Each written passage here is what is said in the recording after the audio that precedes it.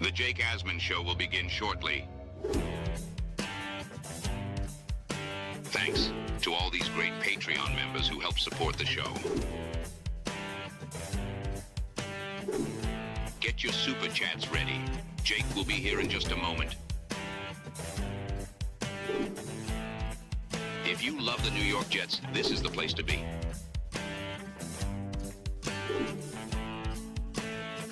And now, the Jake Asman Show.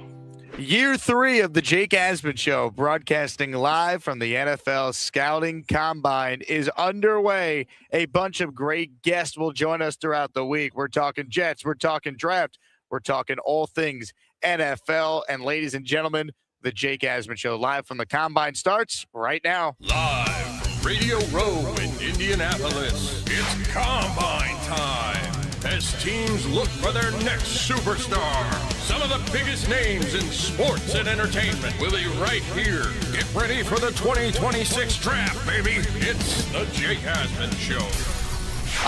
Here we go, ladies and gentlemen. We're live from Indy NFL Scouting Combine. We're kicking things off with a regular on this very show. It took them about 15 hours to drive from Queens to get out here to Indianapolis. But Jets reporter for JetsXFactor.com, Nick Faria, is with us here at the Radio Row set inside the Indiana Convention Center. Nick, let's start with this. How you feeling after that drive? Good Lord. I'm tired. My body is sore, but we're here. We're in Indianapolis. You know, this was a trip my family had planned beforehand, not even just going over the Combine, but after my father passed away, we talked and said, hey, let's go to the Combine. He loved this time of year.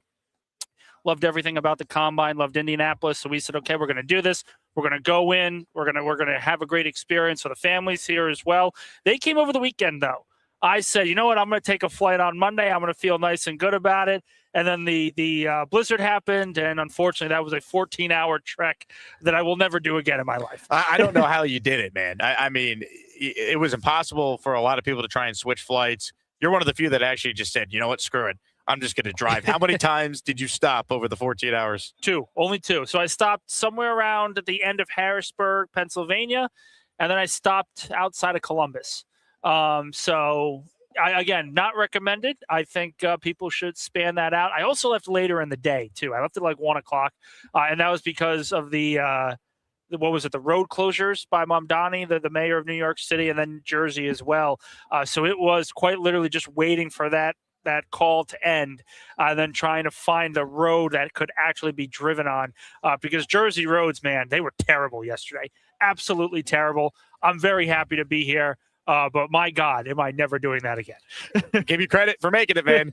We're here. That's the thing. We're here. We're here to enjoy. We're here to talk football. And, of course, Aaron Glenn talks in about, 2 hours? So a lot to learn today as well. Glenn and Muji back-to-back, 11:10 Eastern is the time right now. They'll speak around 1 o'clock. So we will be covering that. We'll have a live show reacting to what both coach and GM say this afternoon, so check back for that. But we're here in Indy. A lot of Jet storylines to certainly hit on. Appreciate everyone who's tuned in. As always, we're presented by our sponsor, FanDuel Sportsbook, sponsoring our show all season long, and now, of course, into the Jet offseason as well. We'll go through some FanDuel odds for the number 2 pick with Nick in just a bit. But let's kind of just start with this. Jets here now a year later, after year 1 of a 3-14 season for Glenn and Muji. Remember, Glenn got up there at the podium a year ago and said, we're here to win now and going forward. He touted his coaching staff. And obviously a big storyline today when he speaks will be you replaced 10 of 21 assistants year over year, including both coordinators. As we sit here right now, going into the offseason, what is the state of this franchise? I think it's a little bit better. This coaching staff is an upgrade over last year, I think, in some key areas, right? I think Aaron Glenn is a play caller on defense, which is what many people expect, is an upgrade over Steve Wilks objectively. I think he was far more successful in Detroit with lesser talent than Steve Wilks was in San Francisco with more talent. So I do think Glenn as a play caller on defense is an upgrade. I think some of the staff changes he made, Dunbar specifically along the defensive line, is an upgrade over last season. And then you look at the offensive side of the ball, and this is where the debate, I think, really happens. Is an experienced mind like Frank Reich an upgrade over a young, energetic Tanner Engstrand? And I think the debate there centers around, can Frank Reich's scheme be adjusted enough to sort of modernize itself in today's NFL. Reich, as an offensive coordinator, was very, very successful. As a head coach, he was pretty successful as well in Indianapolis when he had the right quarterback. But eventually an offensive scheme like this gets stale. And you saw that at the end of his Indianapolis tenure. You saw that at the end of his Carolina tenure. So there are some concerns with Frank Reich. But I do think the Jets did a very good job of sort of marrying those concerns with some of those hires. Seth Ryan, the new passing game coordinator for the Jets, I think he's a home run hire. I thought he was a very smart move because he's going to take what Ben Johnson does well, which many people say are the modern NFL passing offense, the concepts as well.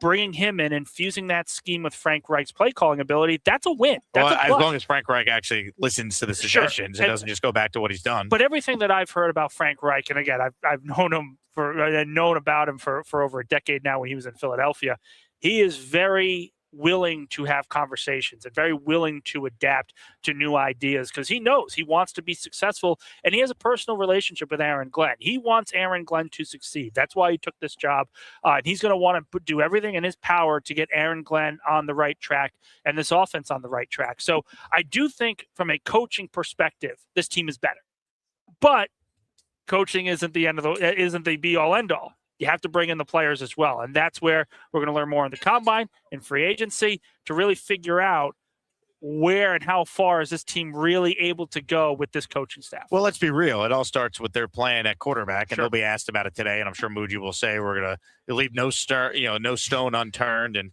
we're evaluating everything. Honestly, one of the questions I'm intending to ask is, a year ago, your big quarterback move was Justin Fields. It blew up in your face. What did you learn from that experience as you, again, are going to be pursuing veteran Sure. quarterback options? And I think the one answer they will have is if you're going to bring in a quarterback and you want to curtail the scheme only to him. What if they're like, well, we know not to sign a quarterback who, to quote our owner, can't complete a pass? Well, that'll certainly I think that would be the move that they're thinking in their head, but they're not going to speak out publicly about it, of course. But I do think they'll probably say something along the lines of, it's about the process. We're trying to perfect the process. This was really Aaron Glenn's first time on the offensive side of the ball in his career, trying to figure out who's the right quarterback for his team. So there are learning experiences to come there. Maybe he looks for more of a veteran mind this offseason. Maybe they try to take a gamble on the draft and say, let's tie ourselves to a rookie and let's let him develop. That could certainly be on the table as well. So it's about learning from those experiences, but also being in a situation where you can make that change. You know, as bad of a mistake as Justin Fields was last year, he is not going to hurt the Jets in the long term in terms of salary cap. The dead cap is what it is this year, but after that, they don't really owe much money after. So they're in a position where they're going to be able to move on from Justin Fields relatively quickly, relatively efficiently, and certainly something that I think most fans will be agreeable to, especially if it brings in the right guy this offseason. Well, we'll see what the approach is. To me, it's almost like they need two veteran quarterbacks before we even talk about potentially drafting someone, whether it be a Ty Simpson in round one or anyone on day 2 or even day 3. Because, I mean, they are in a spot where they need to win enough games to deserve the chance to get that year 3 with the 3 firsts in 2027 in a stacked draft class. So It can't just be, hey, one vet, and then we take someone on day 2 or day 3 and we're set. They almost got to treat it like what the Giants did with their quarterback room a year ago, where you had the 2 vets and then they made the move for Jackson Dart. I wouldn't be surprised if they try to bring back Tyrod Taylor as well as that third quarterback on the roster to kind of stabilize. They love Tyrod as a person. They like him as a player. He's a great leader, great sort of natural coach, if you will, for a young quarterback. So I think Tyrod certainly could be in the conversation as well as that cute quarterback 3. But then you have to look and say, okay, well, who are you going to bring in as a veteran? Is it going to be a Kirk Cousins, who we learned today is officially going to be released at the start of the league year? Is it going to be a guy like Jacoby Brissett? There are a lot of options for the Jets upcoming, even if they take a quarterback in this draft. Cousins has the highest floor of any of the choices, 100%. Right? I would say he's got the highest floor, but he certainly has his questions. 38 years old, 2 years removed from an Achilles injury. Didn't exactly play well in Atlanta, but people will look and say, well, wait a minute. His final 4 games last year, he played pretty damn well. And what's the one thing the Jets could do? They could protect him. 100%. And when you have an offensive line like that, that's going to entice any quarterback that's going to hit the open market. You know, I mentioned in an article, it's going to come out on Jets X Factor later today. Did you write this while you were driving 14 hours No, to get here? I wrote it this morning. I woke up. I said, okay, I'm feeling a little bit more regenerated. But the one thing that I look at with Kirk Cousins is Minnesota, I think, is going to be a team that tries to bring him back. I wouldn't be shocked by that. And Minnesota has the receivers that will entice Cousins to come back. Of course, Justin Jefferson, Addison, Naylor. They've got Kevin O'Connell as well, who's very well respected in NFL communities. But they don't have the offensive line that the Jets do. The Vikings' offensive line is not as good as it probably should be. And if you're the Jets, you go out and this is your pitch to Cousins. We're going to draft a receiver. We're going to address the offensive line. AVT or John Simpson, they're going to be back. You are going to have a top 10 offensive line protecting you, and we're going to actually add to the receiving room. We're going to have Breece Hall back in 2026. That is enough to entice Kirk Cousins. And then the question becomes, can Kirk Cousins win 7-8 games? I think that's certainly possible because in his worst year with Atlanta, he was 7-7 as a starter. So that's not out of the realm of possibility if that's the path they go down. And if you have an old Aaron Rodgers number 8 Jets jersey, if he wears number 8 with the Jets, all of a sudden you could just go to your local tailor and get some new name stitched on the back. There you go. Comments, questions, super chats. Cut the line. We're talking Jets. We're live at the NFL Scouting Combine here in Indianapolis. Aaron Glenn and Darren Muji will speak today. If you're not watching live, make sure you're constantly checking the channel. I'm going to be recording a bunch of great interviews with draft experts and other Jet media people who are in town here, get their thoughts on the offseason. But we'll be back live this afternoon, of course, reacting to what Glenn and Muji had to say. Let me remind everybody that we have an awesome weekly raffle coming your way this Friday on the show, our Combine raffle for a signed Joe Namath helmet and a signed Darrelle Revis helmet. And this afternoon, I will officially be adding a signed football by Garrett Wilson. So we are having a huge raffle this week. That's awesome. In honor of us being here at the Combine. So Jet fans, enter for your chance to win. If you have a question for Nick or myself, please write it in, and we will pull it up on the screen. This first super chat is from Hojo, who says, I'd rather a 50% chance of hitting on an edge at 2 than a 100% chance of hitting on a safety. And that's where I want to go next, because as everyone can see in the thumbnail, we're going to break down the latest Mel Kiper Jr. mock draft. So, Hojo, thank you for the super chat, because Mel at pick number 2 after Fernando Mendoza goes off the board to the Las Vegas Raiders. The New York Jets select safety from the Ohio State, Caleb Downs. Being a pick at 2 for the Jets. You know, I wrote an article, I think it was last week, because really the debate right now seems to be the 2 Ohio State stars, Arvell Reese and Caleb Downs. And my comparison was, you are debating between the upside potential of Micah Parsons and the upside potential of Kyle Hamilton. Arvell Reese, very similar to Micah, off-ball linebacker, but the speed, end-to-end, and the ability to blitz and rush the passer, very, very rare for a player of his stature. And then when you look at Kyle Hamilton and Caleb Downs, this is not a Jamal Adams situation where you're drafting a guy and pretend he's just going to be an off-ball safety or on-ball safety, can only play the run, can't really play the pass. Downs can do everything. He can play in coverage. He can play man. He can defend the run. Hard hitter. Really good around the ball. Really very, very similar to what Kyle Hamilton can do. And we have to remember that Kyle Hamilton was not a top 10 pick when he was drafted. What was it, 2021, 2022? So there are going to be questions about where Downs goes as the top safety prospect over the last few years. But if you look at and judge based on upside, based on positional value, teams are essentially going to have to choose between the off-ball linebacker who could become an edge rusher or a safety that becomes the cornerstone of your secondary. And I don't think there's a wrong answer there. I'm going to be very, very clear. I don't think there's a wrong answer. But if you're the Jets, you're choosing between Micah and Kyle Hamilton. I think in fairness, they take Micah Parsons every single day. Well, I mean, it's a real debate because this is the positional value debate. Let me just read what Kiper wrote about Downs at 2 to the Jets, then I'll give my thoughts and you tell me if you agree or disagree with my take on this. Kiper writing, this would be the highest draft slot for a safety since Eric Turner went number 2 in 91. Downs is worthy, though. He reads the offense so well, and then he has quickness, physicality, and ball skills to make plays against both the run and the pass. He can truly impact a defense's ceiling from the back end with 6 interceptions, 18 tackles for a loss, and 22 run stops over his 3 collegiate seasons. The Jets defense didn't have a single INT in 2025. Yes, you read that right. And earlier the Cowboys gave up more points, 29.6 per game. Plus, this last line made me laugh. Andre Sisco is hitting free agency as if that matters whatsoever. They could sign multiple safeties in free agency that are just automatically better than what they got from Sisco. But as far as Downs, look, I'm vehemently against taking a safety typically that high. Yeah. But I think the Jets situation is not a normal situation. No.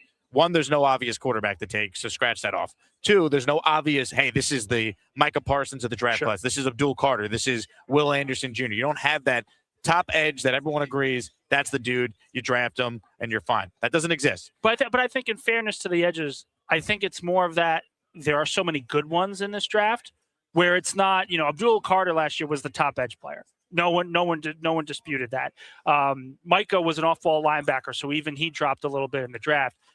Ruben Bain, Reese, if these guys are pure edge rushers, these are really, really good edge rushers, but you're debating between two guys that play a little differently. So in fairness to them, and I know you're talking about the edge, they're really good players. They are top defensive players in most any other class. But because they're so close together, you can't really pick one as the favorite at this point. But here's the thing. Downs might be graded higher than those guys. Sure. And then the last point is the Jets are not a normal team in that they have 5 ones over the next 2 years. So, yeah, obviously in an ideal world, you want to only hit on premium positions with your premium picks, but they just need talent, man. And they have all these resources that, like, are we going to care a year from now if Caleb Downs is awesome and they happen to take him at 2? The best example of this is Kayvon Thibodeau was the 5th overall pick by the Giants in 2022. At pick 14, Kyle Hamilton was picked by the Ravens. Who would you rather have? Hamilton? It's not even a question. So it's at some point, I agree fundamentally with you want to use your premium assets on premium players. That's just how you build your team. But when you have 4 additional ones after that pick, you make it 2, including 2 2s as well. Pick 33 is an extension of round 1. You could be a little more creative with, hey, we don't have to just go, it's positional value BPA. We could just say if we think Caleb Downs is the best player in the draft, and if you take him at 2, that's what you're saying. I would understand it given the unique set of circumstances. I don't love it. I prefer them to love one of the edges and get it right, but you can't force the pick if the player doesn't match up with your evaluation. Well, then it also comes into the question of who's really at fault for the Jets not having an interception last year. Most people will say, well, it's all about the secondary. They're not in a position to succeed. They're not in a position to cause turnovers. But we know very, very well that turnovers can come, interceptions can come from the defensive line as well. If you're able to generate a pass rush and a consistent pass rush, you put yourself in a position to make the quarterback throw some terrible throws. Look at Josh Allen. I remember the win the Jets had back in 2022 and even 2023. Allen was getting beat up all game with that Jets pass rush, and he threw, 6-7 interceptions in total between those 2 games at MetLife Stadium. So to me, the question is, how can the Jets pick off more passes? Can it be because Caleb Downs walks in and he's just around the ball better? He's around the ball faster, a quicker player, better instincts? Or can they get a pass rusher that is just unblockable and you force turnovers because of that? I think either way, and this is kind of where I will agree with you there. If they end up taking Arvell Reese and Reese gets 8-9 sacks his rookie year, he's mixed around like Micah, no one's going to complain that he was the pick over Caleb Downs. But if Caleb Downs is the pick and he gets 3 interceptions and the secondary becomes one of the best in the league again, and he's just all over the place as a Kyle Hamilton, Sean Taylor type player, no one's going to complain that they took him over Arvell Reese. So it's about production. It's about where this team really thinks they need to improve. Most NFL teams will tell you it has to start from the trenches. It has to start from the defensive line.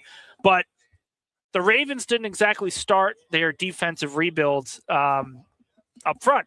They started at linebacker. They started in the secondary. They signed a lot of free agents as well. So I don't think it's necessarily you have to take the edge this year and you have to move on from there because this is a very deep edge class. This is a very deep safety class. So really the Jets are kind of sitting here saying, if we can't get Mendoza and we can't get our quarterback in the draft, let's get the best player on our board. And we don't know who that is yet.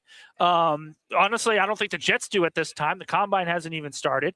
But it's one of those things where this is the time to be patient. This is the time to wait and see what each player looks like in workouts over the next few days and really kind of determine, is he the best guy in this draft? Because that should be the question here. Well, we'll talk to Downs later in the week. He's an alpha. Like, he's a leader. He's exactly what they've been missing. Hey, man, like, that's the thing. Him and Reese, they play on the same defense. And it was literally, one was the alpha in the front seven, one was an alpha in the secondary. And it was, let these guys, like, we got to remember something. Ohio State's defense was the best in college football all year. They lost in the Big Ten title game. They lost in the college football playoff. But I thought that had more to do with their offense more than their defense. They had Indiana, which bullied every team in the college football playoff on the ropes in that Big Ten title game offensively. Mendoza didn't really do that much. They weren't really running the football effectively. It was Ohio State's offense that really collapsed. That defense is legit, and if the Jets go out and say, we want the best player on this defense, and it ends up being Downs, if it ends up being Reese, I don't think anyone can really sit there and say that's the wrong pick or that's the wrong process to have. Other picks from Mel's mock draft as we break it down again. If you guys have questions for Nick Faria, JetsXFactor.com. He drove 14 hours to be here. We're going to treat him to a nice dinner at some point this week.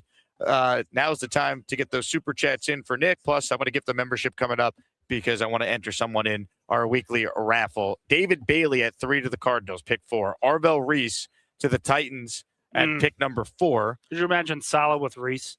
That's one that would, Well, you would trust, say whatever you want about Saleh as a head coach. I would trust him to get the absolute most out of Arvell Reese as a pass rusher. Yeah, they'd move him around the entire field. That would be insane. Yeah.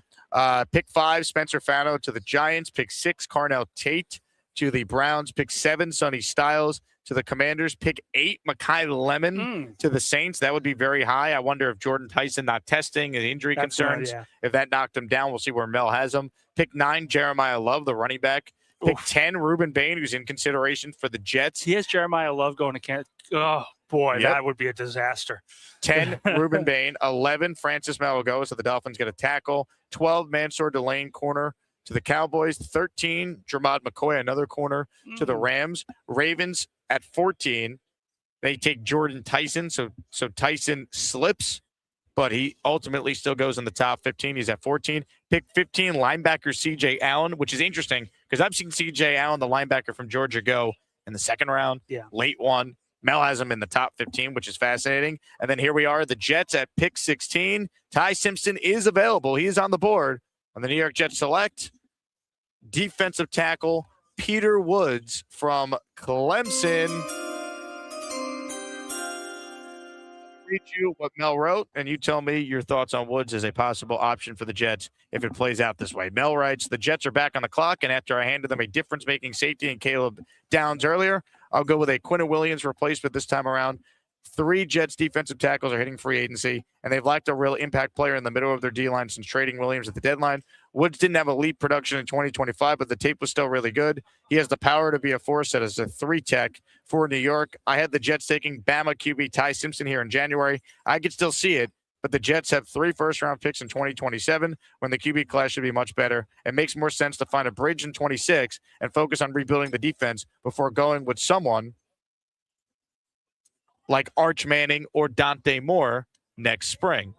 Now, I agree with that assessment. I don't know if I love the idea of the Jets spending a premium resource at defensive tackle. I don't know if I love it.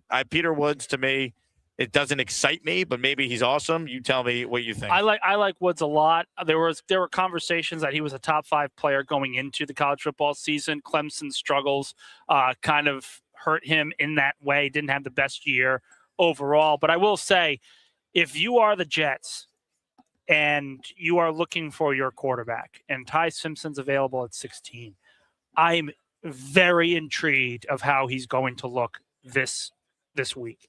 Not just in interviews, but also in on-field workouts, because most people will agree he is the clear-cut QB2 of this quarterback class.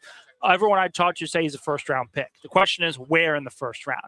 I think the Rams is probably the first time we'll see him potentially get taken. That pick at 13, and the Rams want to get the heir to Stafford figured out.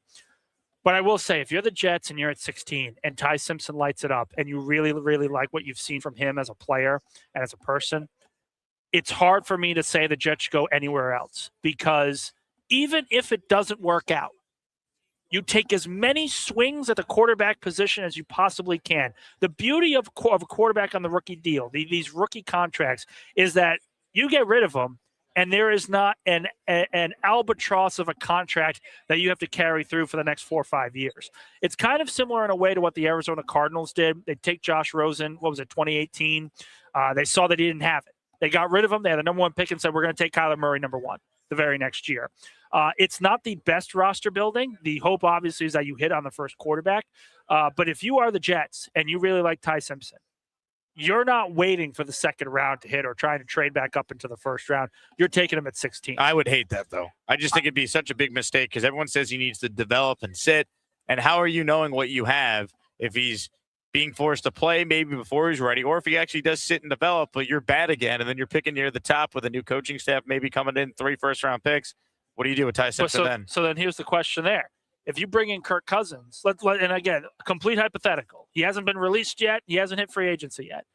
They bring in Kirk Cousins. They draft Ty Simpson at 16. That's a much better quarterback room. That's a path for Simpson to have success on this team going forward, with the belief that you can still win football games with Kirk Cousins as a starting quarterback. Yeah. So I think if they go that path, if they go in that line of thinking of, we really, really like Ty Simpson. And again, I'm not sitting here saying the Jets are going to take him.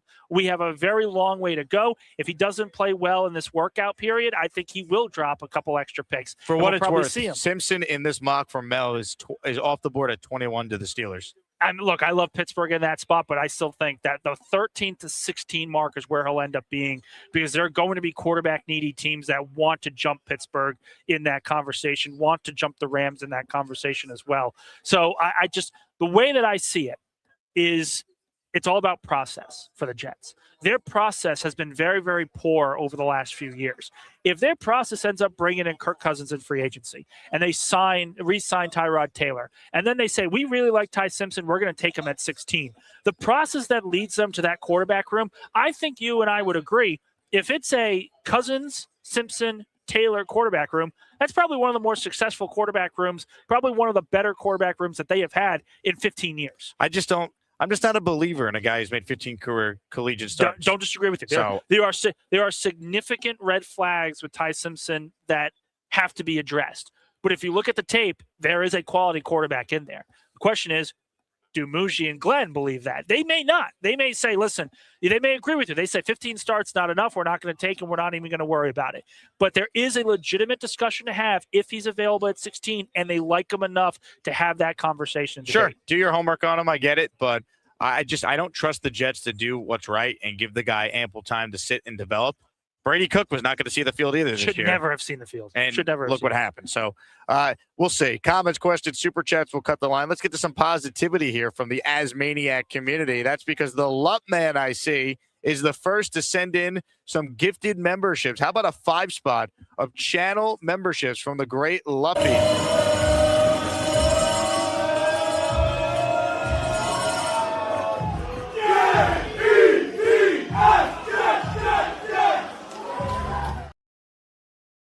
Let's go, Luppy. Shout out to you. And while Luppy was gifting, I also gifted one membership. Listener Big Fupa, that's obviously a government name right there, Nick. Big Fupa is in the Asmaniac raffle for one. And here we go. Let's go. Let's go. Yeah, baby. All right, some other super chats here. We'll continue the conversation with Nick Faria. He's in the leadoff spot here inside the Radio Row. By the way, let me show people what we're working with here. Here's actually, you know what? I'm having issues with the camera ability to move. I was going to give people a little tour of everything here, but that might cause some issues. I promise I'll spin around the camera when I get access to it a bit later. But here's what we're looking at super chat wise. This one is from Bino, who says, "How was the road trip?" I will never do it again. Let's just put it that way. Jersey roads were terrible. I was shocked at how little they worked on the main highway roads in Jersey. They really just said, we're declaring a state of emergency and we're not going to do anything about it. We're going to let the snow freeze over. Very, very disheartening to me just driving through Jersey. Very impressed, though, in New York. The roads were great. Absolutely no problem there. And by the time I got to Pennsylvania, the snow had stopped. But You normally don't think about how long Penn State is as a state just driving through. You don't think about Ohio and the time it's going to take there. By the time we got to around the 12:30, 1 o'clock window in the morning last night, there were times where I was like dozing off a little bit. So not exactly the best, but not like I'm going to be doing that again anytime soon. I still can't believe you made that drive. Well, God bless you. Here's the thing. So, again, and I'll say this just from my career perspective. Like, I'm 29 years old. I want to be able one day, my dream, of course, to make it big, be in a spot where you're at, ESPN New York, be in a spot covering a team like Rich and everything else. You do cover a team. Well, yeah, of course, but but my point is like doing it full time. You got to get in Robbie Sabo's office and demand a raise. Well, no, I love Robbie. I really appreciate everything about everything that he does, and the guys. Yes, kiss your boss's ass. But the guys at JetX are absolutely fantastic, and I absolutely love everything about it. But there's something about a full-time role, doing it every single day, waking up and being able to focus on that. Can't really do that right now overall. And there's nothing wrong with that, but if I want to do that, I got to be in these kind of situations. I got to be in the room where it happens if you're a Hamilton fan in that sense. Being in these conversations, being able to talk to Aaron Glenn. Ask him what he does well as a head coach. I was going to ask, are you going to ask that question? Yeah, I mean, I'm going to try. The way I'm going to word it is, what are your strengths as a head coach? What do you believe your strengths are as a head coach? That's a lot. It's a professional way to ask it. That's a very professional way. And it's a fair question. That's a very fair question. You fired half your staff, man. You touted your staff. You said you're here to win now. You're coming off a 3-win season. I think Jet fans deserve to know what you do well as a head coach. There's going to be so many questions, too. Like, people are going to ask about Breece Hall. They're not really going to give much of an answer. Well, the question should be, do you guys want him back, or are you going to let him hit open free agency? I mean, they kind of said that already at the end of the year presser. They did say they want Breece. Well, so the question that needs to be asked, and hopefully if I can't ask it, you or someone else that's there is, if you can't work out a long-term deal, will you use the franchise tag to make sure you have more time to negotiate? And again, I still think it's going to happen. I don't think he's going to. I don't think they're going to let him walk because I do think that would be foolish. You keep him on the roster as long as you possibly can. That's what the transition tag. That's what the franchise tag is for. And I do think the transition tag is going to end up being the decision the Jets make. $3 million less. You allow Breece Hall to test the market, and if he goes out and agrees and negotiates on a deal that's worth $12 million to go to, say, Kansas City. Well, the Jets can say, well, you're not going to Kansas City. We're going to block that. You're going to stay on the roster. But we'll start negotiations at $13 million, a little bit more than Kansas City originally offered, and sort of understand where Hall's market is around the league. So I think the transition tag probably makes the most sense for him and most sense for the Jets. Hit the like button if you're just tuning in. We got over 350 people watching live. Again, Nick Faria is our guest. Starting things off, Combine Week. We're presented by FanDuel. So, Nick, let me show you some odds here, courtesy of FanDuel. Odds to be picked number 2 in the NFL draft. Right now, Arvell Reese is the favorite at -115. Would you tab him as the favorite? Absolutely. And again, it kind of goes back. Do you want Micah Parsons on your team? Do you think he's that good? I think he's that good. Then the tape is off the charts. And even if people got to remember, Micah Parsons started in Dallas when his rookie year. He started as an off-ball linebacker, and he racked up like 3-4 sacks during that time period because he was just an unbelievable blitzer. I think you could be having that with Arvell Reese, where he is just a difference maker. And more importantly, Aaron Glenn's scheme is man-heavy and blitzing from all over. You need linebackers that can blitz, that can get after the quarterback in a hurry, but are also instinctually fast. That is Reese to a T. I think that would be a no-brainer move for the Jets. If I were making the pick, if I was the GM, it would probably be Reese right now, understanding what kind of defense I want to run. Super Chats, cut the line. This one that we will get into here is from Lou B, who says, Nick is a Philly fan. Hopefully he hit traffic. Well, I didn't hit traffic, which is a good thing.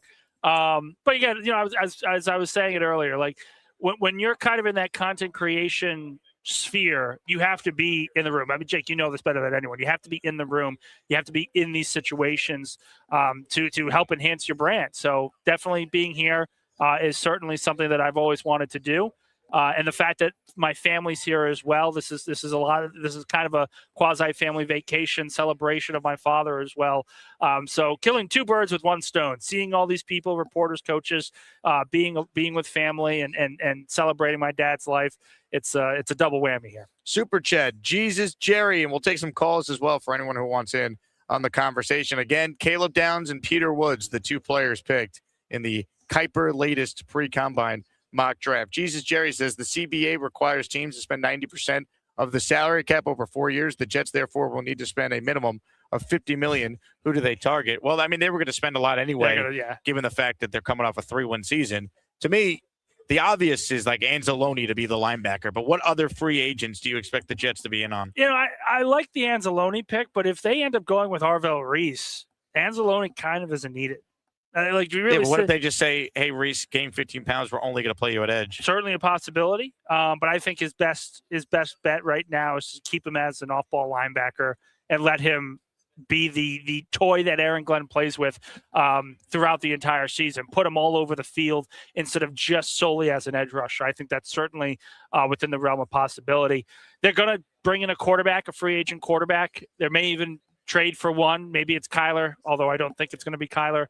If they were to sign Kirk Cousins, that's not going to be cheap. You're going to have to pay at least $30-40 million for him. Jacoby Brissett's going to cost a little bit.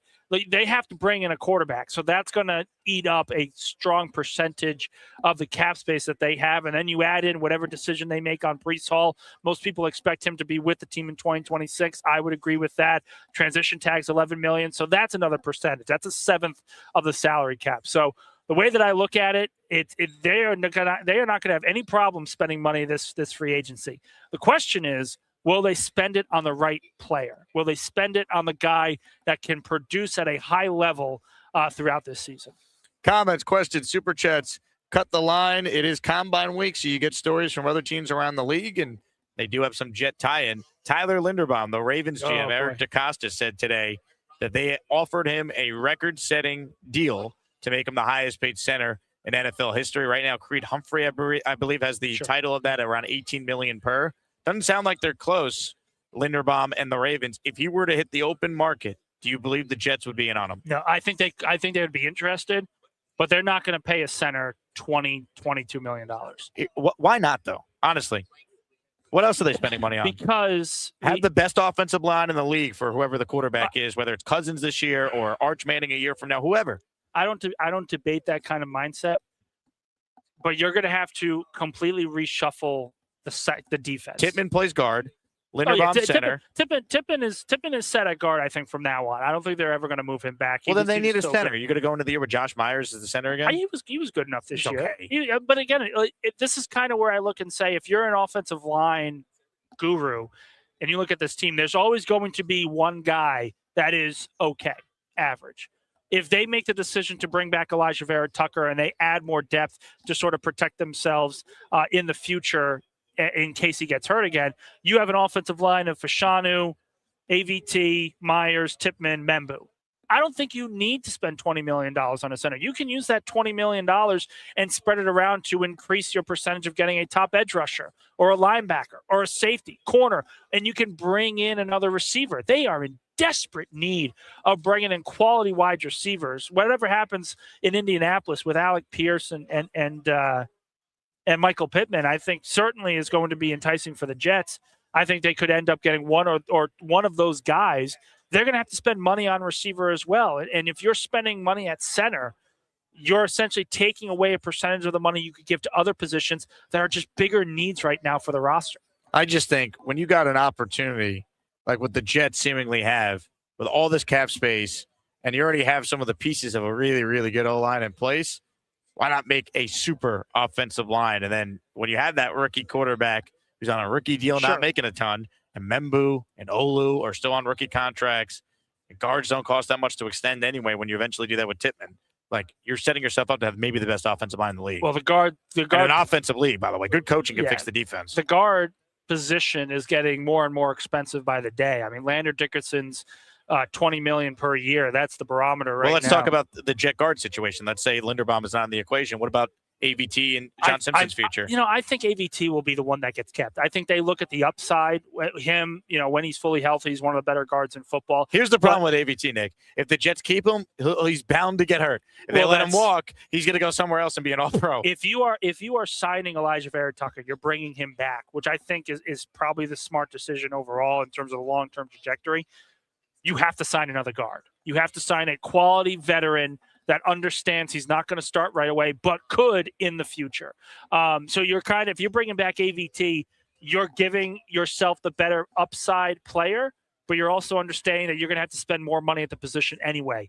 So there's still things that have to be hashed out there. But I do think push comes to shove. If the Jets are looking at it from the perspective of who do we want to keep on this roster, I think it's AVT over John Simpson. Nick Faria is our guest. If you have a question, write it in. Super Chats will cut the line. Of course, Nick hanging out with us. You can read all his work over at jetsxfactor.com. We'll mix in some calls as well. Just a reminder for those of you who take the show on the go, we're available in podcast form wherever you get your podcast, Apple or Spotify. Just search Jake Asman Show, and you can listen in to any live show that you might have missed. And I highly encourage everyone this week to join the Patreon. If you haven't done that already, I've been posting some behind-the-scenes photos from our set here at the Radio Row, and I'll be posting some great content when Glenn and Muji talk later today. So be on the lookout for that one. Super Chats, and then we get to your calls. This one just came in from Bino, who cuts the line. He says, just read this morning, Baltimore has a market-setting offer on the table for Linderbaum. I guess Bino's watching on delay. I did mention that. Again, if he's truly available, I think the Jets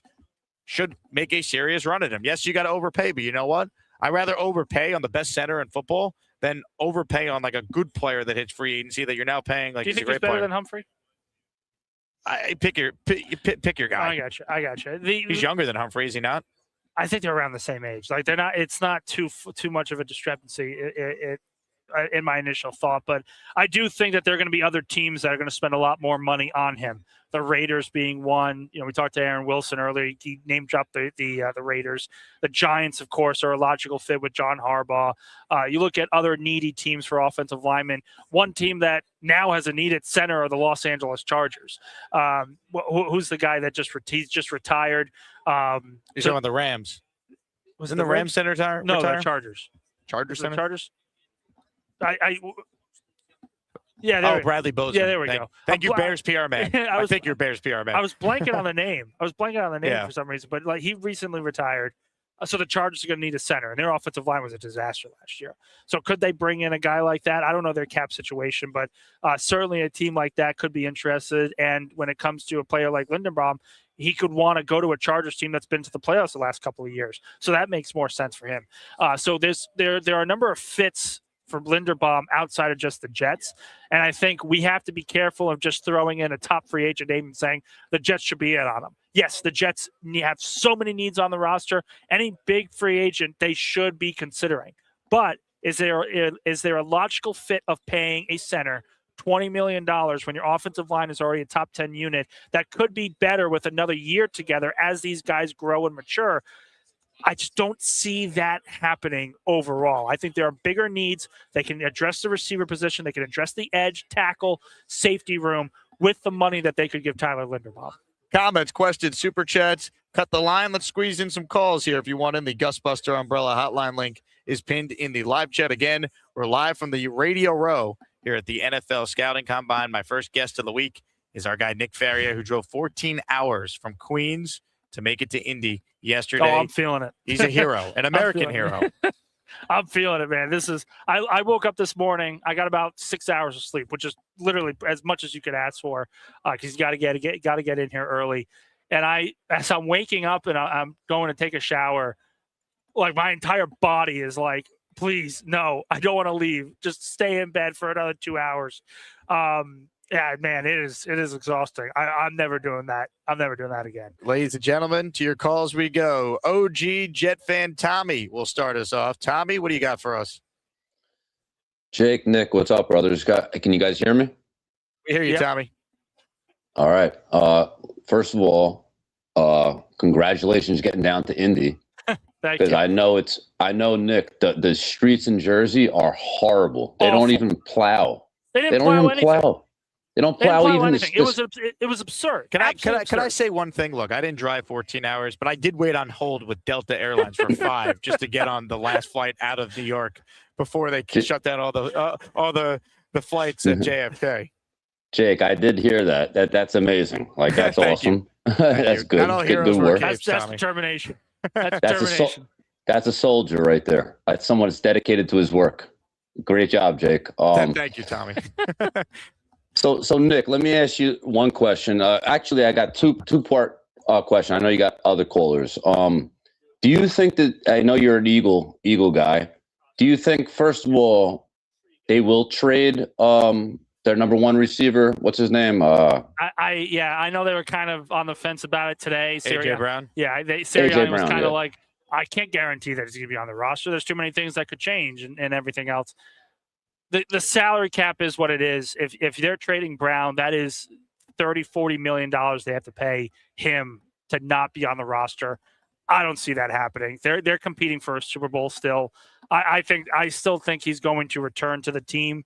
And I do think with this new scheme, they'll be a lot better.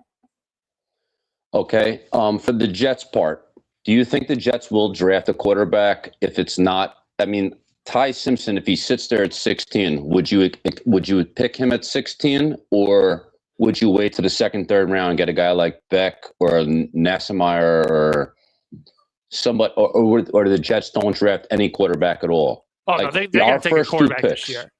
They're going to take a quarterback this year. The question is when. They didn't draft one last year. That was a surprise. They want to be developing quarterbacks. They have to be developing quarterbacks moving forward. In terms of Ty Simpson, listen, ask me at the end of the week. Ask me at the end of his pro day. We have a long way to go before we really determine if this guy is first-round talent or not. Most draft scouts say that he's a first-round guy. He's a first-round talent. So I certainly think in that way, it would make sense for the Jets to draft a player like Ty Simpson. But if they don't fall in love with him today, if they don't like what they see at his pro day, then they're not going to take him. If they really like him, then they should take him at 16 if he's available. Yeah, look, and now, Tommy, I think it comes down to, what's their grade on him? How do they project him versus the alternatives on day 2 and day 3? If Ty Simpson's not that much better than their grade on Nussmeier, for example, or Drew Aller, I don't think they would take him. No, and the other thing is this, and I will stress this. There are a lot of questions about Aaron Glenn as a head coach. No one's denying that. I think there should be more respect and a little bit more of an understanding for Darren Muji and the job that he did last year than I think most people are giving him. I think most people are saying this is it for Muji and Glenn because they're tied together because they were brought in together. I really like the job Muji did last season. I spoke to someone last night that works for a different team, and the quote I got that I thought was notable was, "You guys have a GM." Yeah, really, really good GM. So, and I will say this: people were on the fence about Armand Membu last year when they took him at 7. Who? Well, there were people that were like, why did we take a tackle? Go after the tight end. Go after weapons. We need weapons. Well, people maybe wanted the tight end, but I don't think anyone was like, how could they take Membu at 7 as far as the player? Over a guy. He's better than Will Campbell. 100%. But people were like, well, we want Warren. We want this guy. Trade back. Do this. What Muji showed last year is he can identify top talent. He also could light third-round picks or day 3 picks, on fire. Sure, but so can day 3 picks are lottery tickets. Arian Smith cannot be that bad in round 4, though. No, he can't. So you got to hope that while Muji certainly wasn't perfect, he definitely did his job better than Glenn did in year 1. You got to hope that whatever mistakes they made with their day 3 process is improved this year. But the process that got there to day 1 was a success. Sure. And that's where you say, if he has a first-round grade on Ty Simpson, you have to at least respect and appreciate and say, okay, our GM, he was right on Armand Membu. He was right at the number 2 pick. If he believes he's right at 16, we should give him the benefit of the doubt in that case. I'm not saying that he has more stuff to process, but when it comes to Ty Simpson, if Darren Muji is saying, this is the guy that I want, I think he has done enough to prove himself to this point through 1 year on the job. And Nick, would they trade up 3 spots if they had to get Ty Simpson? If that's the quarterback that they really like, if they really like him, hell yeah, you do whatever you can to get him. If that means trading up to 10 and saying we want our guy, we want to make sure no one's going to touch him, absolutely, you go after him and you get aggressive. I don't know what the price would be, Maybe it's picks from 2027. I don't think it's going to cost 2 first-round picks. But absolutely, if they want their guy and they are in love with Ty Simpson, you go and get your guy, and you do whatever you need to get your guy. Good call, Tommy. I appreciate you making it. All right, super chat from Lou B. A couple minutes left with Nick, then I'll stay on for some remaining comments and calls. Lou B says, Nick, I love Tanner McKee. Can you convince Jake? Again, explain to me why Tanner McKee, who was a 6th-round pick, not a 2nd-round pick that's just been sitting behind Jalen Hurts the last few years, a 6th-round pick who happens to be 6'6". Is that the reason why there's hype around him? Because he's tall? No. When I watched him in that last regular season game this year, I saw nothing that told me, yep, I should trade a premium asset to make him the Jet quarterback for a year. Who is he throwing to? Who cares? Well, that's a significant when you are throwing to Garrett Wilson, there's a much different but he's dominating in the preseason with Smith. But he was also playing against, in that particular game, that last game of the year, he was playing against Washington starters with 3rd string. So you think that Tanner McKee is going to be a good NFL quarterback? I think he is Matt Schaub 2.0. I really Matt Schaub was a good NFL quarterback. I will say he had moments. He had his moments. 4,000 yards, Pro Bowl player, led Houston to their first playoff appearance, first playoff win. So if you believe that, you should be pounding the table every day for the Jets to trade for him. Absolutely. So what would it take to get him? I think the asking price has dipped. Certainly, they're not going to. Philadelphia is not getting a 2nd or 3rd round pick for the guy, but 4th, 5th round pick, absolutely. And Philadelphia likes turning around these quarterbacks and getting upgrades in terms of draft capital. They will see a 4th or a 5th round pick for Tanner McKee. The most I would ever pay is a 4th round pick. Yeah, I think that's a fair trade. I think Philadelphia would take that if they want to get rid of him in the first place. That's if I even believe he's any good, which I don't. Listen, maybe they do. He is maybe Muji, who's also like 6'6", has like a thing for quarterbacks of that height. The connection with Frank Reich is there. The Stanford guy. But it's not like they were there at the same time. But if you look at the quarterbacks Reich has worked with, the most success he's had is big guys, big arms, can throw the football down the field consistently. And I look at Tanner McKee, the one thing that I've heard from certain scouts, they have said if Tanner McKee came out and he was in the NFL 20, 30 years ago, he's a first-round pick. He's a first-round pick. Because the arm and the pocket presence are really, really good. His problem is he's in the modern NFL where if you cannot escape the pass rush, you are not as worthy of a possible spot on a roster as they were. I love Tanner McKee. I mean, he is probably arguably the best backup quarterback, in my opinion, in football right now. And if the Jets are able to get him, that is an absolute upgrade at quarterback. And I think it's going to be apparent early in camp that they have a guy that they can trust. Like I said, it's Matt Schaub 2.0. You're not going to get the guy that's going to be better than Josh Allen or better than Patrick Mahomes. But can you win 9-10 games with Tanner McKee with a good roster around him? Absolutely. I think this drive to Indy, the 14 hours in the car, has messed with your brain. I've always been a Tanner McKee supporter. That is the Mormon missile, man. We do not talk badly about the Mormon missile. Jay Reeves says, not a first-round pick. This guy is on drugs. I did say first-round pick. I said 4th. Well, you said years ago he would have been. Oh, I get what you're saying. No, but listen. Back when the cavemen played football. Well, 80s, 90s. And again, this is not me saying. That was multiple scouts that I spoke to. That is people coming to me saying, McKee is really good. And the only reason why he was taken in the 6th round, the only reason why he's not really considered as highly is because he's born in the wrong era of the NFL. Now, give me your thoughts on the fact that I asked you about a month ago now, gun to your head, do the Raiders take Fernando Mendoza first overall, and you said they do not. You are going to be dead. I'm dead. Yep, dead. I'm dead. Honestly, I'm dead. Like, you'd be dead now. Yeah, I'm dead now. It's over. I feel dead. I mean, that's if that helps at all. It's over. I mean, Mendoza's going one. Yeah, I think that's. And anyone who believed you, it feels let down, betrayed. I understand. I will say, we still got a long way to go.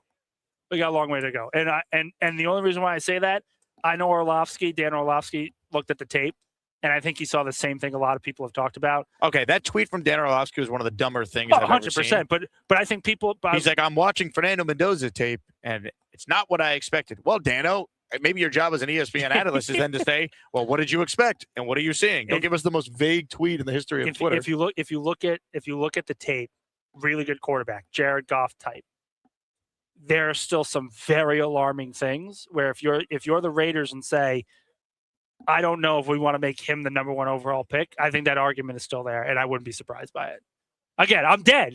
So take my word for it. I've already shot myself in general. But M123 says, Nick, I'm from Queens. You're ruining our rep.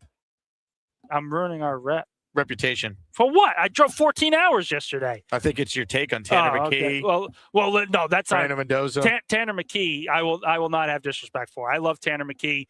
My second favorite backup quarterback of all time. I really, really like him as a quarterback, and most people I talk to really like him as well. So, when we get dinner this week, what is the go-to side that you'll have with your steak? I got to be honest.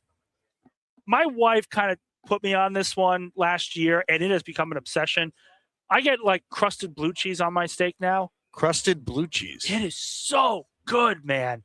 So good. Chat, has anyone had crusted blue cheese on their steak? On top of the steak. Like they will literally have blue cheese and they will, flame it down, melt it down. It is so delicious. So I'm probably doing that either today or tomorrow, wherever we go out. Are you a blue cheese or a ranch guy with your wings? I don't do either. And that's the funny thing. I'm very particular in that. I don't put either on them. I eat my wings. Very strange fellow. Listen, man, my wife says I have the tism, so I think I have to. I think I have to listen. You fit right in on the show. My wife one time I'm sitting there. Oh no, this was great. So we go to a trivia contest for Harry Potter. Big Harry Potter fan, and my friend group is all there. We're all sitting down. And my friend, Nicole, gives me the phone and says, here you go. I said, what are you giving me this for? She's like, you're going to answer every question anyway, so we're just going to let you do your thing. So I'm sitting in the corner as the entire friend group goes on, and I'm answering every question. There's teams of like 7, 8 people that are talking together. It's me and the phone just clicking questions. We come in third. There's 40 teams. We come in third. It was incredible. Wow. Ladies and gentlemen, a very talented Nick Faria. By the way, Selection Sunday for Asmaniac Madness is this Sunday. I'm going to ask you the question that everyone's dying to know, Nick. Who's your favorite, in your opinion, to cut down the net? Oh,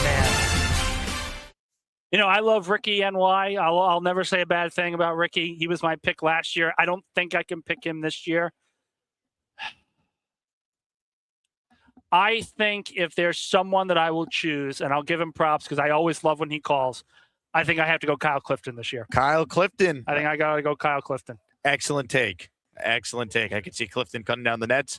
I think he's got a chance. Well, I'll tell you what, Nick. This was a lot of fun. We got Aaron Glenn's press conference and Muji's press conference in about an hour, so I'll let you run. Thanks for hopping on and being the first guest in person here always, at Radio Row. Appreciate it. At the Combine. Ladies and gentlemen, he's Nick Faria. My name is Jake Asman. I'm going to toss to a quick break. We'll come back, get right into all of your calls, and continue to talk about the Jets live from Indy. Back right after this. I'm 17 years old. We used to have great parties at my house. My parents always went out. I'm dating this girl, Beth Ryan. So she's saying to me, Neil, New Year's Eve, we're going to have a lot of sex. We're going to do a lot. I'm counting on you. I stick up for you every fucking time on your ESPN show. What do you put my face on that thing for? What the fuck was that? The fuck was that? It looks like Bobby. Fuck you.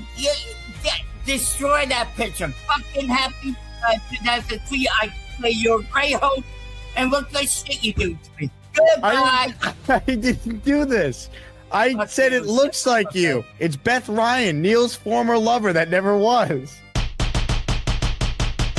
Here comes JJ. He's here to talk about the Jets. He's putting Justin Fields in the Football Hall of Fame. Here comes JJ. You know he's Gary's biggest fan. East loves cornrows and the crappy Wi-Fi. Here comes JJ. He loves the sound of his voice. Here comes JJ. Most of these calls end bad, so let's get it over with. Just seconds after seeing the intro, JJ let Gator know exactly what he thought. That was terrible. I'm disappointed because over the years I've given this show a lot of memorable moments. He had a lot to pull from. Not a fan of that intro. We're going to go to the playoffs, and if we don't, then I'll cut my hair. Wait a second. If the Jets don't make the playoffs? Yeah, I'll cut it all off. I'll just one by one chop it off. Man of my word, I'll stick to it. A few months later. When are you shaving your head? Yeah, okay. Believe that if you want to. I'm said not, it. So what? I'm not a man of my word. I don't care. You lied to this community. Why won't you shave your hair? I don't understand. My wife won't let me do it. She said, that's stupid. You should have never said that. That's not happening. I'm really going to try to tone it down tonight. Spike. DS. So, this call is going into the toilet like that football he dropped a few weeks ago. What? No, balls. Dude, if I was in your face, you wouldn't say shit. And you guys want to, like, thrash me. Don't take the chat overly serious. They're trying to troll you to get you riled up. Jake, man, I like you, but you can, be problematic in my life. Because you want to make me look like a dumbass. Like I'm, like Beast. Because you want to make me look like a sideshow freak. You make yourself look like a jackass. I don't have to do that. Beast is a clown in itself. Shut your trap. Look, Asperger. Dude, you live with your mom. Shut up, bitch, when I speak. 1987's calling for their glasses back. You're a clown, bro. You're a clown. You just made me $2. Nate says, thanks for the Sean. I know. You're making me seem like I'm a sideshow clown. And I'm not. Do that on your own. I just answer your calls. You're the ringleader. Well, it's called the Jake Asman Show. So, yes, by the nature of the title, I am the host of the show. If you want to talk to me one-on-one, I'll meet you on the boat. I really don't want to talk to you one-on-one. I think the platform we have here is more than adequate. Because you're afraid. You're scared. You little redhead bitch. You've been ripping me in all your comments here. Because I'm disturbed how things went. When people drink, you know what results of. I'm not stupid like half your audience. My girlfriend even said, you watch so much Jake Asman. I had Jake in my dreams. You're dreaming about me, Sean? For real. I love you, Jake. Fuck you. I'm out. Bitches. Fuck you. First of all, I want to... He thinks that Charles and Bobby need to get a job. This cowboy hates to see us maniacs complain. What he call it, one punch breaker. You need to get a job. What he call him, one punch breaker.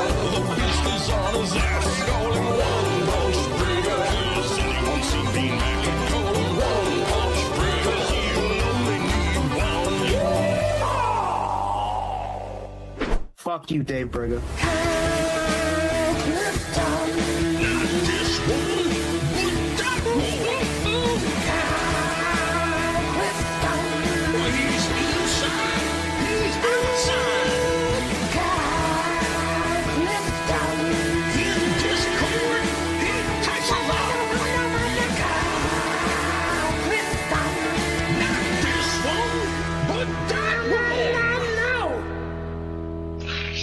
The cheese. Well, there's a feller they call Charleston Jets rude, cause he calls the show nude, never wears a shirt. And some folks, they don't think he's got pants on either. It's a gosh darn nudist camp. Let's hear it for that Charleston Jets Rube and see if he has any Jets points today. Oh, hi. How is everything? Yes? He's home, his belly's on the bed. That's what feels good. On the road, his belly's on the bed.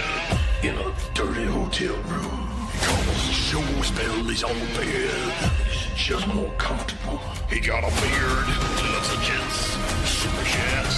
There's a big fella, sleeps alone. There's no room on his bed. There's a big fella. You son of a bitch! Yeah!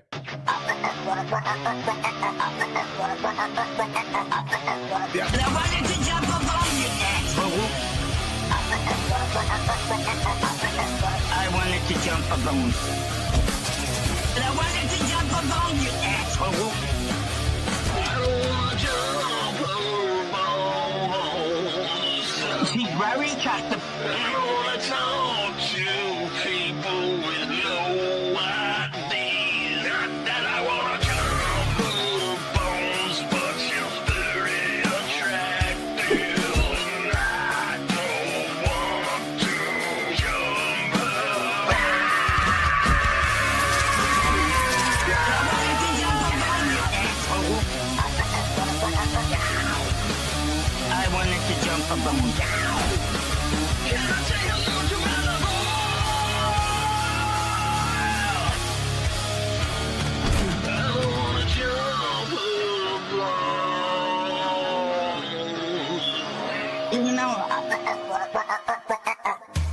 It's G-San. Guess what? I'm still looking for a job, bitches. It's G-San. I'm just going to rub my hands together all day. It's G-San. There's a whole lot of DNA on this couch. Let's hear it for G-San. Look, it's my dead neighbor that I didn't kill. You look like you're nice and relaxed. Yeah, I'm just chilling. Gator says, I think Big Cho might need an intro. Big Cho. Yeah, it's nice. I like my recliner. No, I just called to check in. Big Cho. I don't like all those wrinkles on my head. I don't have that many wrinkles. We're talking about Big Cho. My implants are coming in 3 months. The Kardashian ones? I put the jet gear on for you. Been running some errands early. Came home just chilling. Big Cho. Gator's gonna use it out of context, and then it's gonna go viral, and then I'm gonna have to look at it forever. He's pointing. Gary Fox point at you. Gary Fox point at you. Gary Fox pointing. I'm pointing. I'm pointing. I'm pointing. Gary Fox point at you. I point. Is this Mike D's nuts? I'm Ricky, New York, and I love to smoke. Florida State, I really love Florida State. Hey, easy, Thomas, you know it's from Florida State. At any rate, I call into smoking debate. Florida State, I really love Florida State. At any rate, thanks for taking my call, G.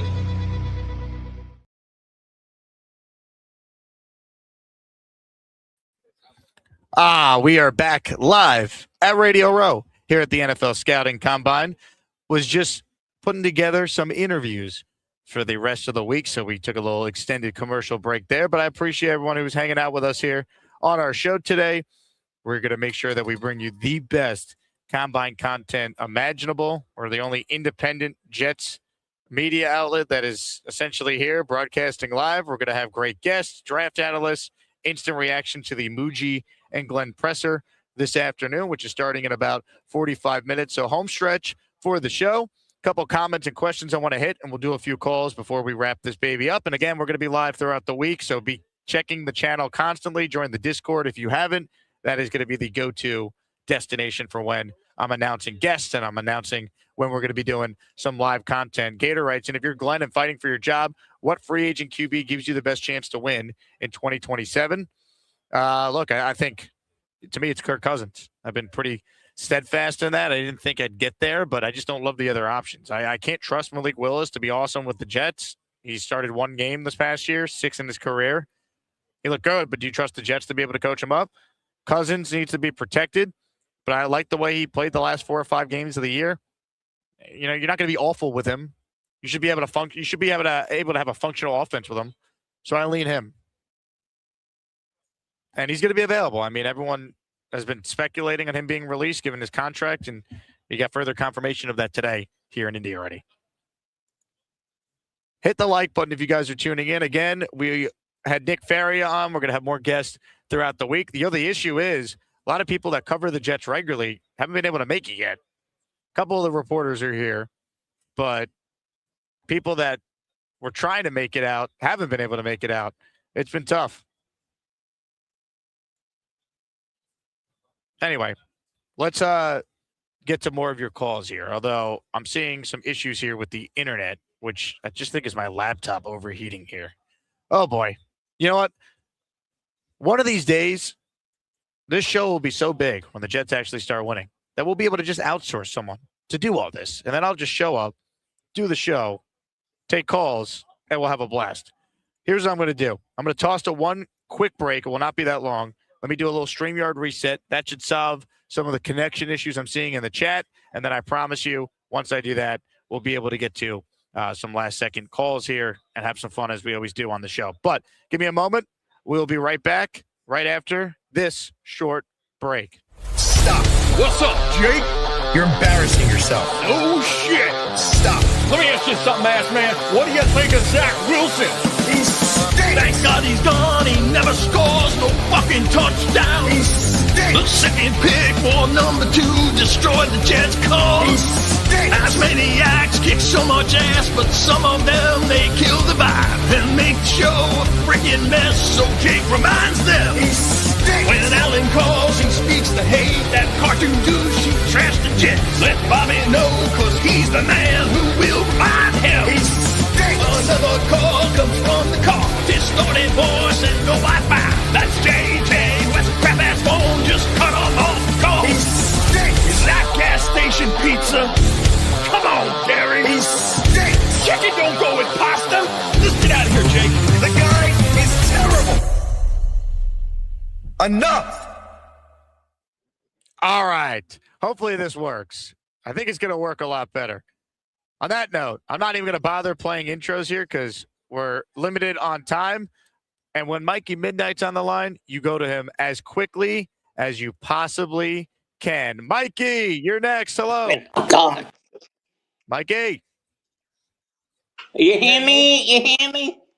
Can you hear me? You hear me, Jake? Mikey, I hear you. You hear me, Jake? Oh, I hear you. Good job. I hear Mikey, you too. excellent call. All right. Mikey, we got to figure something out, man. We need you available for Asmaniac Madness. Ladies and gentlemen, more of your calls before we wrap. Adam is cool, although kind of basic. He claims he's too cool, though often quite basic. He makes great jet points, looks a little basic. Adam is cool, too cool, but basic. Some would say generic. Hey Jake, how's it going? What's up, Adam? Quick one for you. Are we looking at any centers? Like, do we have an idea of what the plan's going to be at center? Because I think that's still a little bit of unsettled business with AVT and with Josh Myers and Tippmann. I think it depends on that, Adam. I think depending on what they do at guard, you'll have a very clear understanding. Do they view Tippmann as a center, his natural position, or do they just leave him at right guard where he was awesome this year? Yeah, that's actually a lot of uncertainty. Like we talk about, people just assume Tippmann's going to be a guard. I'm not convinced. I think they could easily move him to center again. What if they re-sign AVT and they love the Penn State guard, for example, at 16? Yeah, or what if there is a good center available, early day three? It's just a really good investment to make. I mean, Myers is great as a backup, I would think, and certainly serviceable starter when needed. But I think that interior needs a little bit of work. So it'd be cool to see what happens at the combine, see if there's any additional attention that's being paid to the interior offensive line. I totally agree. I think that's it. Have fun. That's it. Short and sweet, Adam. I appreciate it. Ladies and gentlemen, Adam is too cool. It's too cool to give us a long call. Short and sweet, succinct points is what we are looking for here. Love that. I was trying to snag a little guest for us here before we wrap the show, but I got some big things cooking, and we're just waiting for some potential availability here. Let me give you guys, now that I have the opportunity to do so, a little panorama view of what I'm looking at. We're next to the ESPN 1000 radio station. So they rearranged the ballroom this year just to allow more space for the press conference room, which is behind those curtains right there. So Glenn and Muji will be over there in about 40 minutes, which I'll be attending. And then here's your little view. We got a TV station in Cleveland next to me here. The Jets over there. See Eric Allen, Ethan Greenberg. They're doing their thing. So that means Glenn and Muji will be right over there because the Jets are the only ones who get the one-on-one with their own coach and GM. Although I'd love to have either. I'd be fair.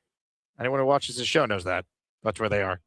So here's a little panorama, a little peek inside the convention center. You see that guy sitting behind the Raiders sign? See his leg? That's the great leg of Daniel Jeremiah, folks. All right? You won't find this type of combine coverage anywhere.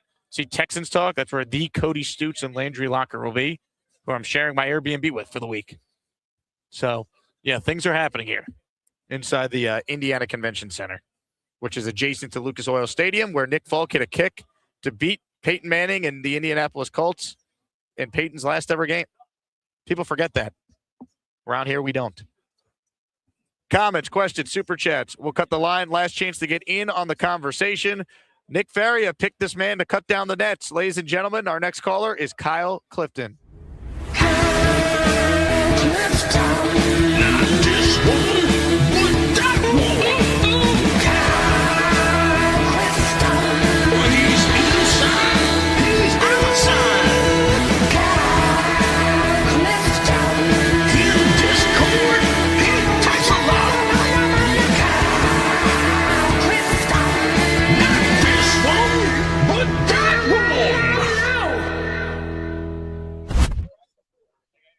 You know, Jay, you can let Nick Faria know that his hamster will be returned alive and well.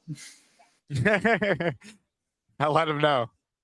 So I'm looking forward to see what Glenn and Muji have to say today. You know, probably not too much groundbreaking stuff, but I I think Adam had a great point. I'm very interested to see what's going to happen with the interior offensive line. I love AVT's talent, and the price would just have to be right. I don't think Simpson was particularly good last year, although I think that he would be probably someone who would be more likely to want to stay. It's just a matter of can we opportunistically pluck a center or a guard sometime in the top 104 picks. Who might be someone who can give Myers kind of a run for their money. That might be the way to go. That's what they should do, right? Right. Especially if you're bringing Vera Tucker back. You got to have some sort of insurance beyond just Myers. Right. Because, the offensive line is going to be so key if we're going to have any modicum of success.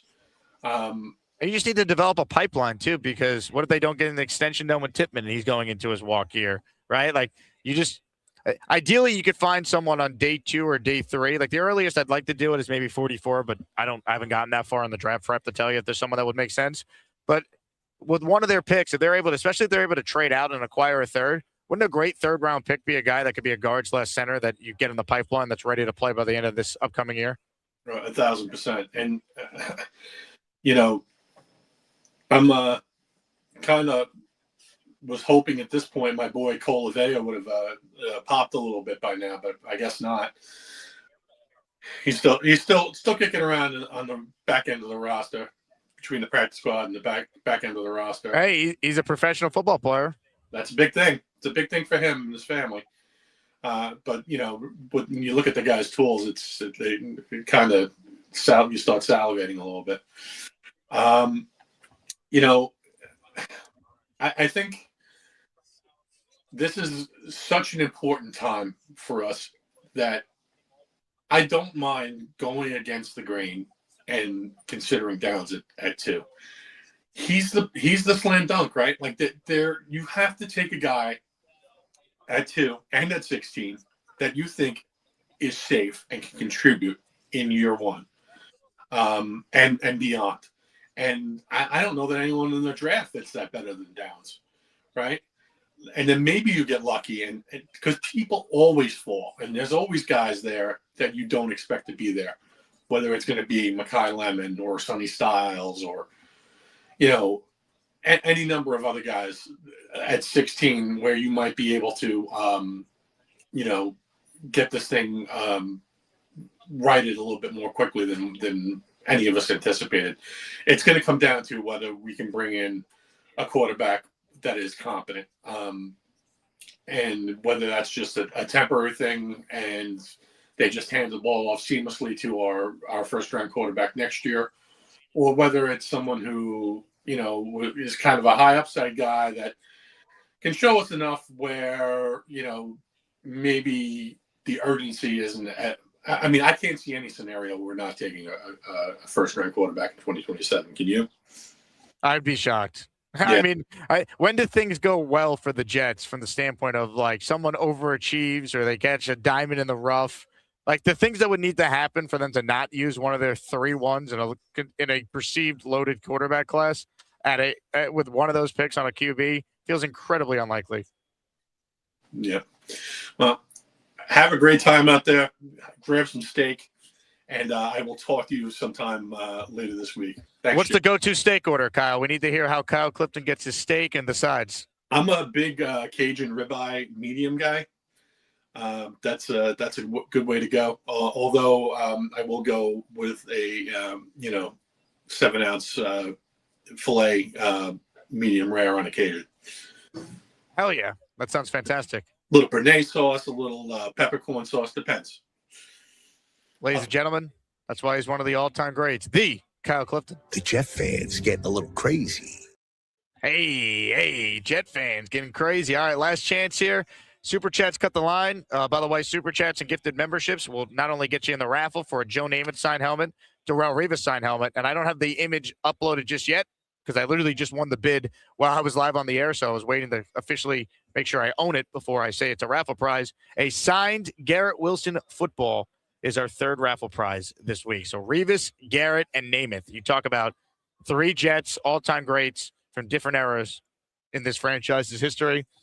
That's how we're doing it this week, live from the Combine. And by the way, your Super Chats and gifted memberships, they get you in the raffle, and they help pay for some steak we're having this week, baby, as we're live from Indy. We'll do one last call, then I'm going to sign off and get ready to go speak with Mr. Aaron Glenn and Darren Muji, who will speak just after 1 o'clock today. Ladies and gentlemen, the closer is a man who's revered in this community. We call him the Lup Man. My name is Lumpy, not Lumpy. I'm not De Niro, just call me Lumpy. I had a mullet the last time the Jets were winners.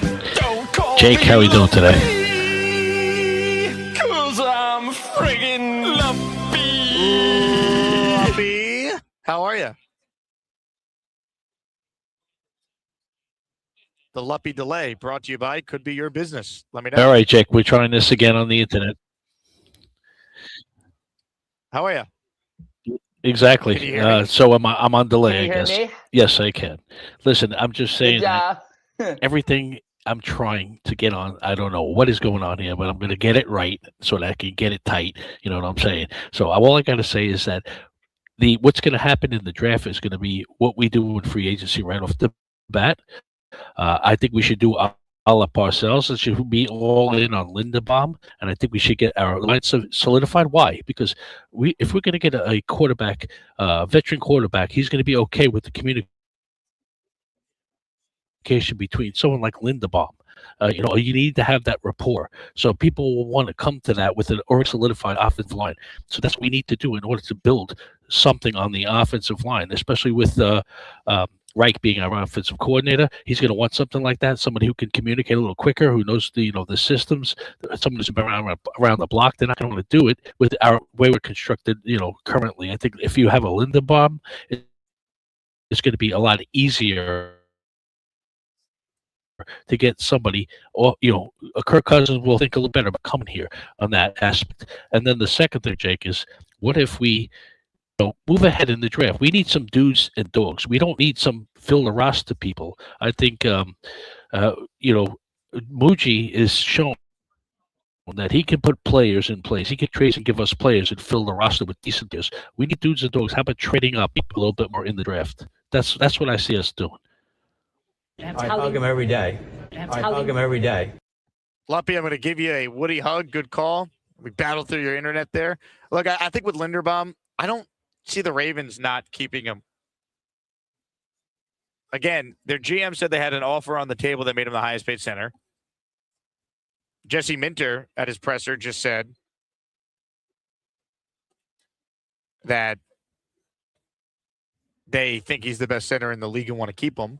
I just have a hard time picturing Linderbaum not being a Raven. And if he is available, well, I would make the case they should be all in. They should spend the big bucks. Let's make it happen.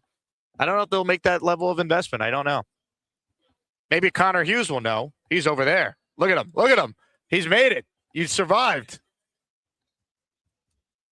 Yeah, we'll see. We'll see if he again, I'd argue they should pursue him if he actually hits free agency, but the Ravens don't do dumb things. So doesn't it kind of feel like letting a guy they're now calling the best center in the league walk in free agency feel like something that is not the Raven move per se? And then there's do the Jets want to make that level of investment? I don't know. We'll find out. Ladies and gentlemen, a couple final super chats here. Joey R says Pat Coogan is someone to look out at center day 3. So he's the Indiana center. If you watched Indiana this year, he was kind of like their savvy veteran leader. They love him. He's played a lot of college football. He was the transfer from Notre Dame. Kirk Herbstreit had the vote for the Rose Bowl MVP, and he gave it to the Indiana O-line, and Coogan accepted it on behalf of the unit. Dom C has him as a day 3 pick, has a 5th-round grade on him. Again, if that's someone they took, okay, that would make some sense. I'm not going to pretend like I know how to properly watch film on centers and tell you who's good. I'll just read reports on people who we know what they're talking about. Santiago with a super chat. That Revis helmet looks nice. Go Jets, no matter what. Oh, it's a great helmet. It's a great helmet. Gift a membership to enter, Santiago. Let's go. ISU says, did you bring headgear in case AG decides to take a swing on you? Maybe I should have brought that Revis helmet with me. All right. Fun show. Appreciate all you guys for tuning in. We're going to be back right after Glenn and Muji speak. We'll react to some of their commentary, some of their comments, see how they handle some of the questions that are being proposed from members of the media here in Indy. Again, big guests will be joining us throughout the week, including someone that this audience, I think, absolutely reveres, especially if you're a Jet fan around my age. That's all I'm going to say. I don't want to jinx anything, but big things are in the works live from the NFL Scouting Combine. Again, Selection Sunday for Asmaniac Madness is upon us. I'm about to drop, if you're watching live, a members-only 2025 Asmaniac Madness full recap video. Shout out to the Human Fund and Gator McCluskey for their work in putting it together. This will get everyone in the mood for the greatest tournament in all of sports, Asmaniac Madness. So a lot happening from the Combine. I have a major announcement about a draft party coming soon as well. My mind is swimming with all the things happening, trying to keep up, but we're going to make it happen for the best listeners in all of sports. So on that note, I will talk to you guys soon. JETS, Jets, Jets, Jets. Take it away, Bobby Midnight.